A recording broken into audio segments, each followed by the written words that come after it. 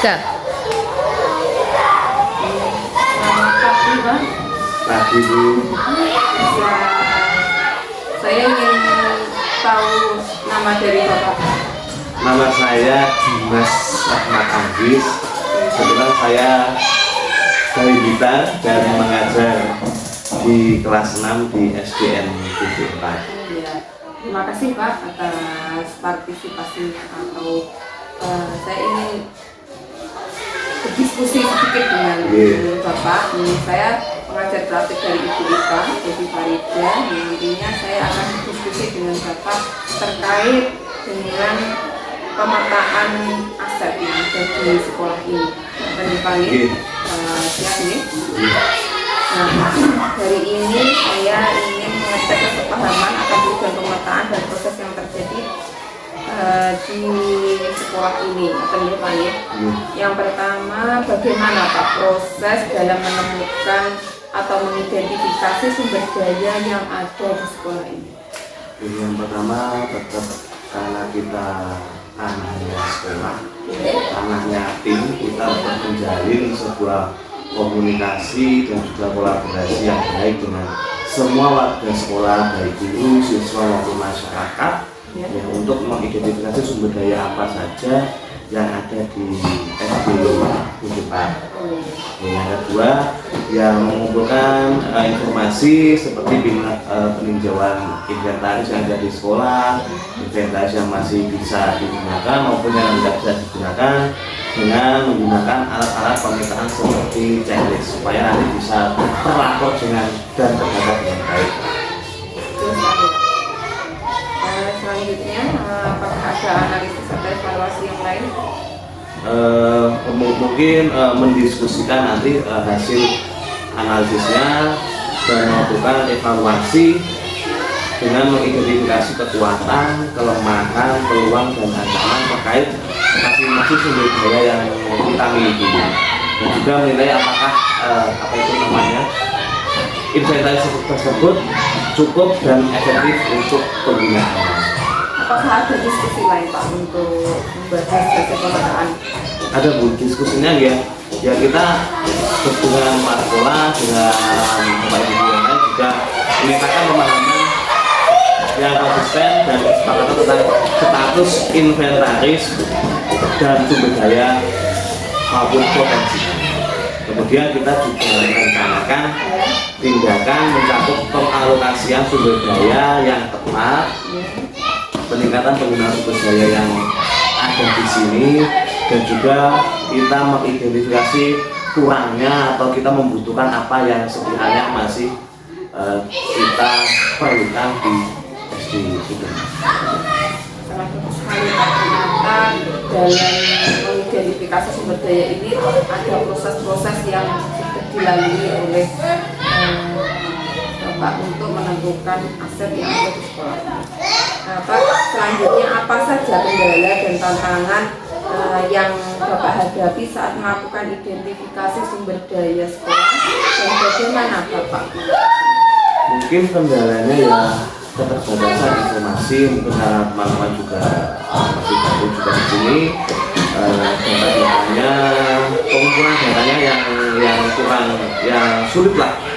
Kemudian mengatasinya kita melakukan peninjauan inventarisasi kepada Bapak Ibu guru yang mungkin sudah lama mengajar di sini, berkomunikasi dengan petugas sekolah terkait, kita menggunakan alat pemetaan seperti checklist supaya memudahkan kita dalam menganalisis kebutuhan-kebutuhan yang ada. Ternyata ada tahap-tahapan atau yang dapat dilakukan untuk mengatasi kendala ya Pak ya? Iya. Apakah ada kegiatan lain selain yang sudah dilakukan untuk mengatasi kendala tersebut? Ya mungkin karena kita membutuhkan teman untuk diskusi, ya jadwalnya mungkin ada guru yang repot, yang lainnya ada yang masih ngajar, belajar, itu tetap kita diskusikan, kita cari titik tengahnya, kapan waktunya yang pas untuk diskusi, karena ya mengajar tidak di sekolah ya tidak hanya mengajar saja, masih banyak kegiatan lain yang membutuhkan yang kita lakukan. Kita harus pintar-pintar Ya, berdialog kan. Pak, bagaimana perasaan Bapak pertama berhasil mengidentifikasi sumber daya sekolah? Alhamdulillah perasaan puas karena bisa mengenali potensi sumber daya yang ada di SD 4 yang mungkin berbeda dengan sekolah yang sebelumnya pernah saya ajar. Dulunya dia mengajar di mana, Pak? Dulu di SD Di SD tepat di Kecamatan Jarum. Jarum itu sebelah timur ya, Pak ya? Barat. Barat. Pas setelah penataran lah ya. Oh, setelah penataran. Itu dekat dengan penataran G. Kalau dari sini berapa kilo, Pak? 76. Baik. Lumayan. Lumayan ya, Pak ya. Tapi jenengan tetap Gimana? Tetap G. gemuk kata maksud gua. Ya, alhamdulillah ini kan ibu paswa itu memperhatikan anak didiknya dengan baik. Meskipun jalannya jauh, tidak mengurangi beban panjenengan. Ibu paswa sangat terbuka terhadap anak-anak buahnya. Iya, perlu diapresiasi. Iya, memang. Pak, selanjutnya apa pertimbangan Bapak dalam menentukan sumber daya sekolah? Yang pertama memperhatikan kebutuhan yang ada di bidangnya apa dan disesuaikan juga dengan kurikulum yang baru ini bagaimana dan kualitas dan ketersediaan sumber daya sekolah. Lebih baik jika kita sesuaikan dengan kondisi murid yang ada di sekitar. Kearifan lokal ya? Iya, kearifan lokal. Selanjutnya, apakah terdapat hal lain yang dapat dijadikan sumber daya sekolah yang belum Bapak temukan dalam proses yang sudah berlangsung?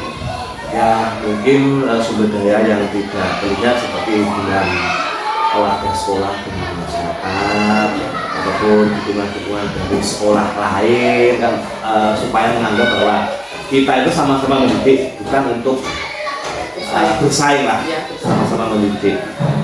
Serta budaya-budaya positif yang ada di sekolah kita, khususnya sekolah negeri di Kabupaten Kediri, memang harus ditingkatkan budaya positifnya. Padahal panjenengan bukan dari warga Kabupaten Kediri. Iya, tapi saya peduli dengan Kabupaten Kediri.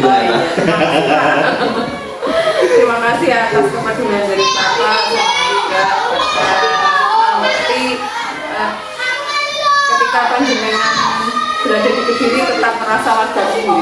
Iya. Padahal warga Blitar. Sebagian hidup saya di Kediri, mungkin seperti itu. Iya, betul.